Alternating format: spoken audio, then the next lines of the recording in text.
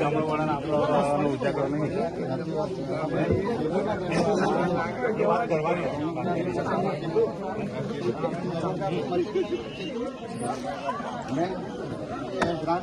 219 ગામમાં એક civil hospital નથી. આજે 800 તાલુકો છે.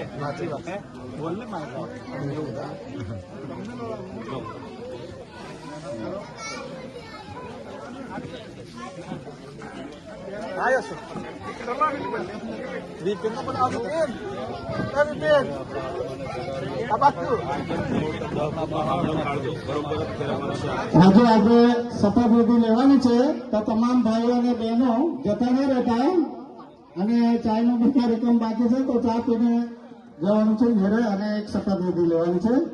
તો શપથવિધિ શું છે એ બી તમે જાણવાનો પ્રયત્ન કરશો તો વધારે ખ્યાલ આવશે.